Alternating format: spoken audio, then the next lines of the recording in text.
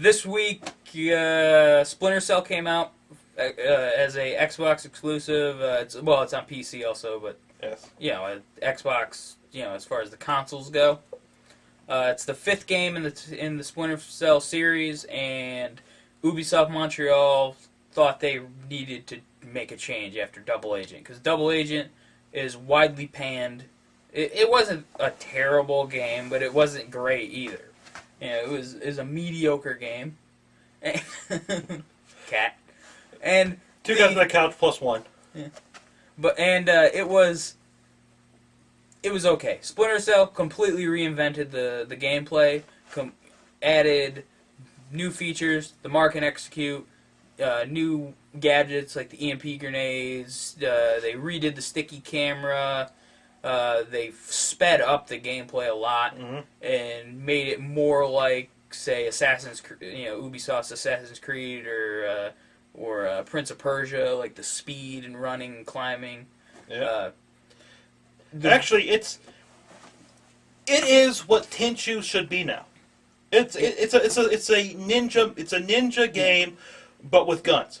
Essentially, that's what Sam Fisher always has been, as a ninja. And especially in the 3rd game when they added the knife, because you feel more like a ninja. I mean, he even wears like ninja fucking clothing in the 3rd game. Did I say ninja? I meant ninny. Haru, you are such a ninny. The biggest downfall to the game is the single-player campaign is really short. I got through it in like 6 hours or something like that. But it does have a side story co-op game, which is pretty fun. It's essentially it plays just like the single player game.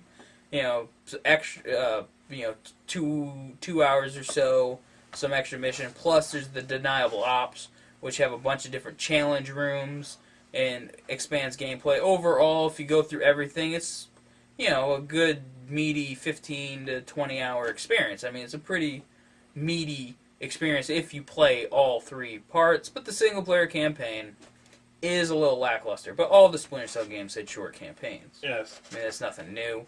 Is it worth a buy? Yes. It's worth a buy. If you have an Xbox, there's really no reason why you shouldn't have Splinter Cell, with the exception of there's just so many fucking games. We were talking about this earlier. There's so many good games coming out that it's going to kill us. We're not going to have time to play all these games as they should be. We still haven't even came close to halfway through Just Cause 2. Yeah, and we reviewed that a couple weeks ago, and we said that look, we haven't completed the game because it's just so massive. But I'm coming next month on the exact same day is Red Dead Redemption, Alan Wake coming out the exact same day, and the new Prince of Persia on the exact same day. I mean, seriously, why don't you just kick me in the balls and say have fun? Yeah. I mean, I want to play every game. I want to play all 3 games, and I want to be able to. It's like I'm going to have to put Red Dead to the side and try to beat Alan Wake and Prince of Persia before I can touch Red Dead, because I want to actually play Red Dead. I don't want to rush through it, and it's like. And there's just so much. And Red Dead's going to be massive. And not only that, but it has a free MMO built into it. Yes. Like essentially the multiplayer, the free roam mode for the multiplayer is an MMO. It's crazy. It's going to be such a big game, and I want to really enjoy it and take my time with it. But with 3 games coming out, Alan Wake, Red Dead, and Prince of Persia, I mean, come on. Yeah, the exact same day. Like, ridiculous. Dex, that was ridiculous.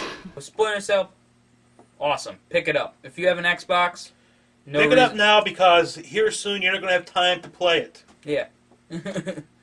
Definitely worth a purchase. You understand me? I will kill you. Dan, I've been lying to you about this for years. And also, I downloaded Dark Void Zero, which is an 8-bit version of the Dark Void game that came out earlier this year for PlayStation and Xbox. Which wasn't a very good game to begin with. It was bad. But the 8-bit one is really fun. Yeah, if you like retro styled games, I mean, it plays just like an old NES game. It originally was a DSi game that you could only play through the DSi downloadable network, and I guess they realized not a lot of people have DSi's. Lots of people have DS's, but not a lot of people have DSi's, and they actually want to make money. Yeah, because it's like, it's like you have a perfectly good DS. Why trade it in to get a DSi when it's the same thing except you got a camera and you lose the Game Boy Advance plug? Yeah, it's kind of which is retarded. But it's available now for the iPhone and for PCs through Steam, and I bought it through Steam. It's only $5. I mean, come on, it's hell of a deal. It's very fun. You can if you have an Xbox controller, you can sync it to your PC, and if you have the sync cable, like I have the sync cable, I'm playing it that way. It's a lot easier to play with the joystick, that's for sure. Yeah, it's a lot easier to play with the joystick than it is with the keyboard. Even though it's designed like a NES game, so there's only 2 buttons, an A and B button. And it even has a nod to the NES when you start it up, which would make more sense on the DS than it does on the PC. It says that there's an error and you need to blow in your cartridge, so I'm assuming on the DS you blow into the microphone. Yeah, that's my guess. But on the computer you just hit A and it goes. Yeah. But that's also worth a purchase. I mean, it's only $5 and it's well worth $5. And Yeah, if you so like, pick it up. If you like 8-bit and you were just, either disappointed by Mega Man 10 or you liked Mega Man 10, either way, this is another 8-bit thing that can get your 8-bit rocks off.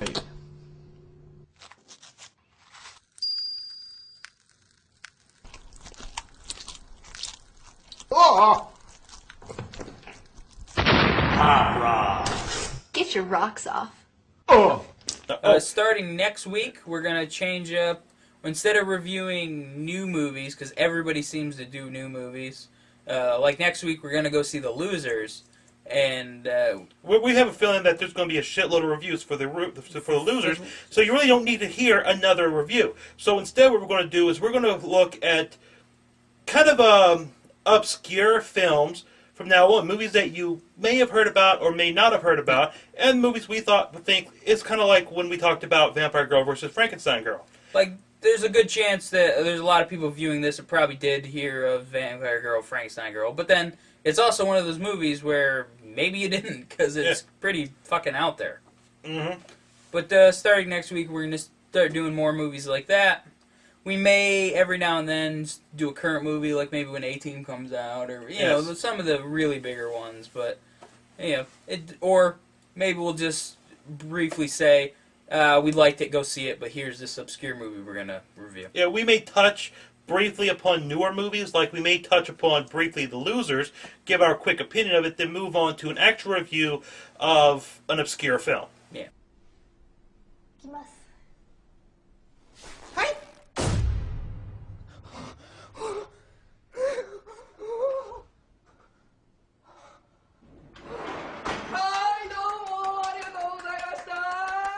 That does it for the Monday Media Review.